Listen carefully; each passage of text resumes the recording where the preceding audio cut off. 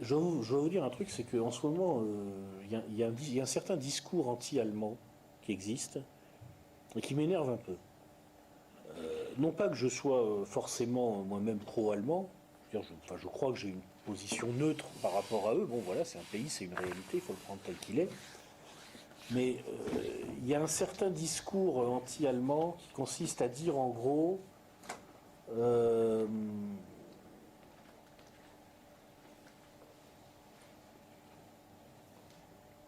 les Allemands sont responsables du fait qu'aujourd'hui ils gagnent au jeu qu'on a fait jouer aux nations européennes, parce que c'est eux d'abord qui ont fixé les règles. Sauf que, sauf que c'est pas eux qui ont fixé les règles. C'est ça le problème. Ces règles ont été largement co-fixées avec les anglo-saxons, puis nous, nos dirigeants français.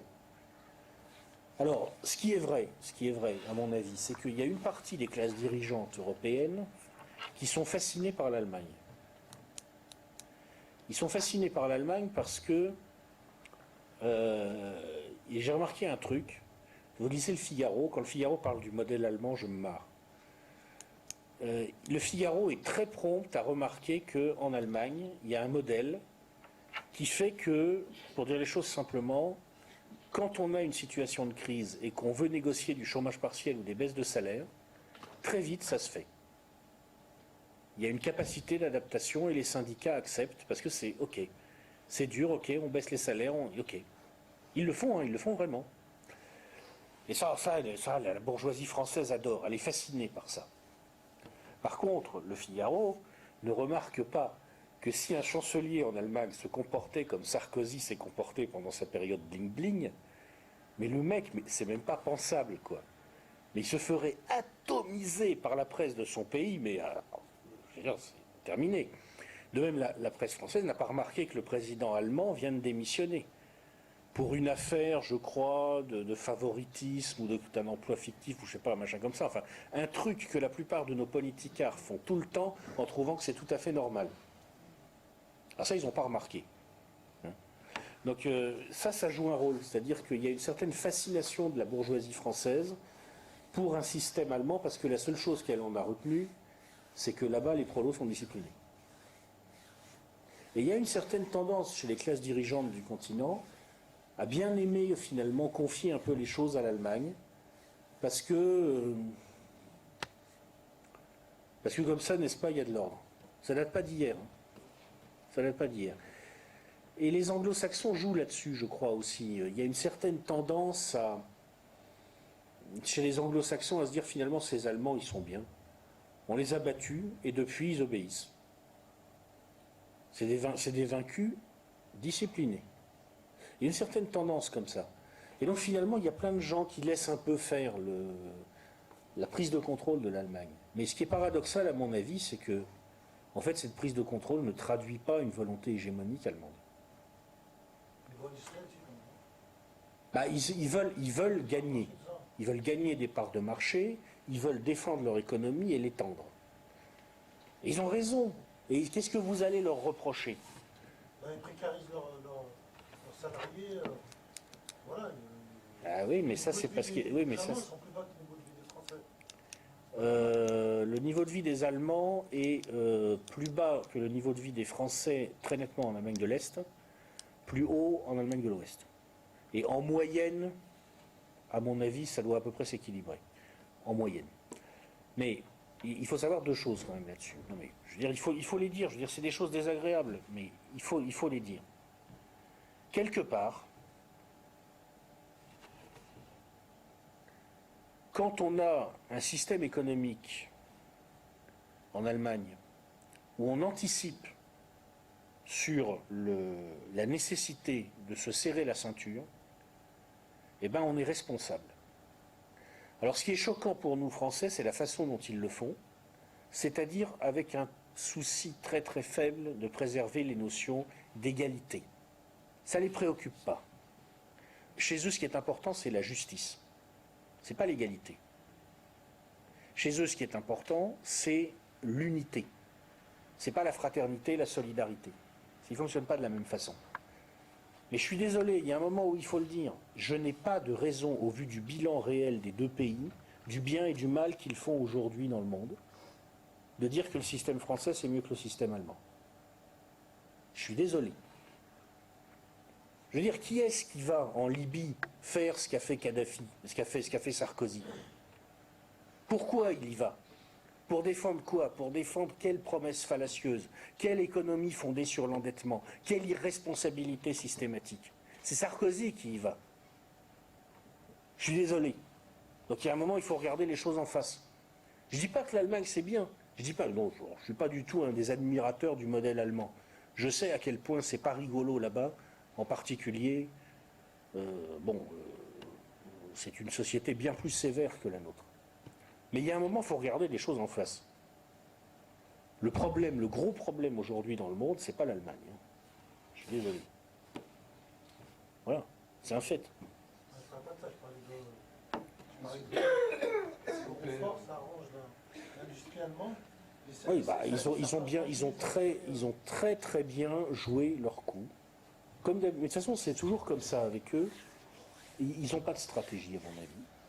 Ils n'ont jamais vraiment été forts en stratégie dans toute leur histoire, mais ils sont impatables tactiquement. Ils prennent les situations comme elles sont, de façon pragmatique, et ils s'adaptent à ça grâce à leur capacité d'organisation, et ils sont très forts là-dessus. Et c'est vrai que la situation qui est créée aujourd'hui leur va parfaitement.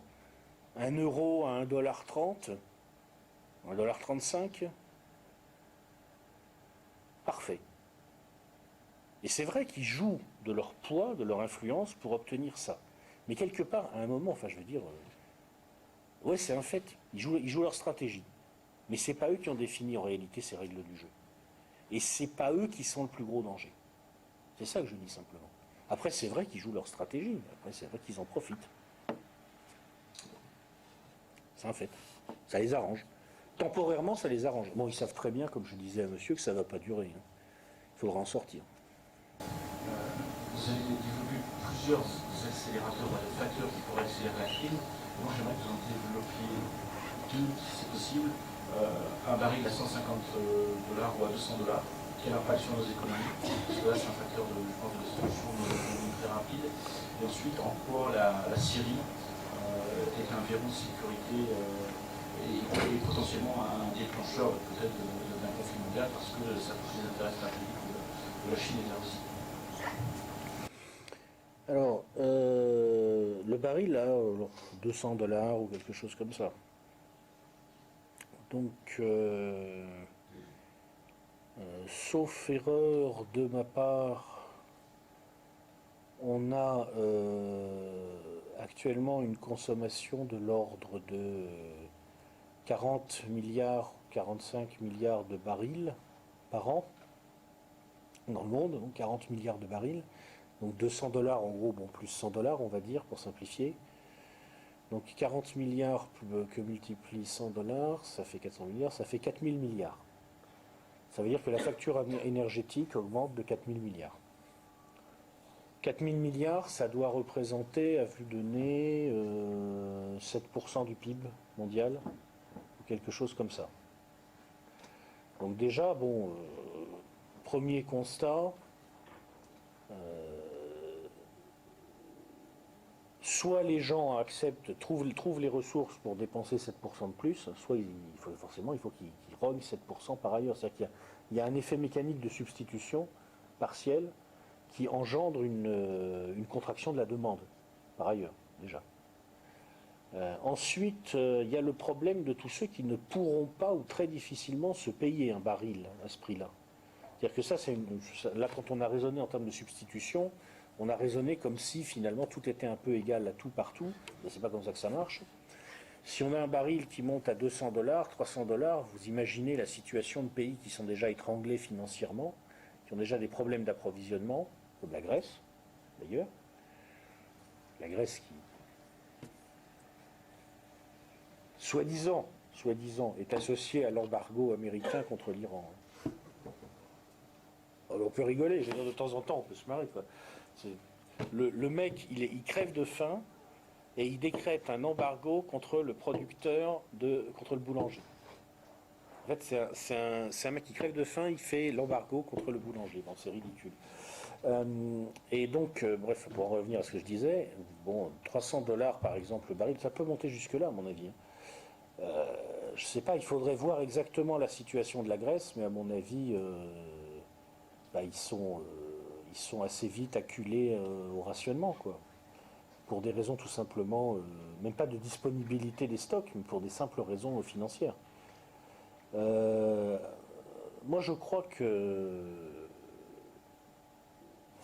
l'une des conséquences drôles que ça peut avoir aussi, c'est un très fort renforcement de la position russe.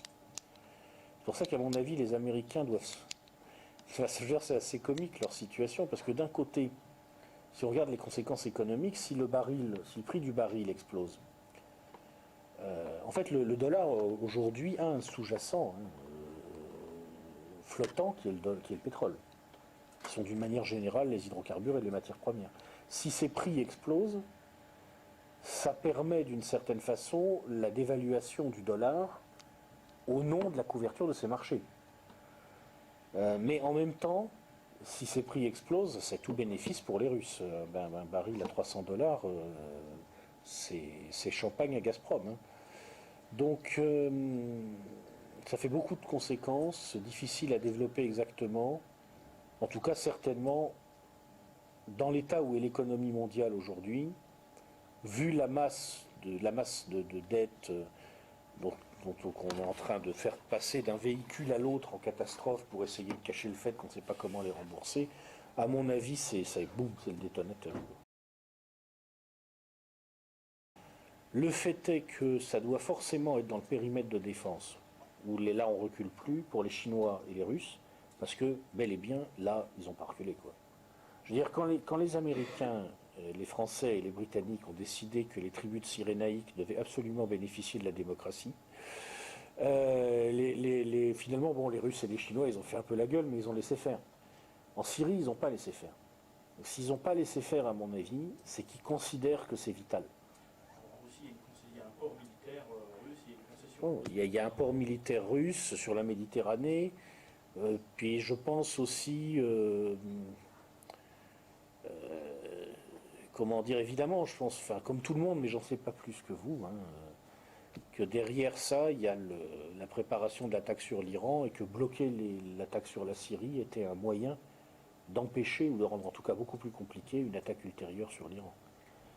C'est un grand jeu. De toute façon, on est dans la situation de gens qui savent qu'il y a deux requins gigantesques qui se battent sous la mer, mais à la surface des flots, tout ce qu'on peut dire, c'est tiens, t'as vu, il y a une flaque de sang là.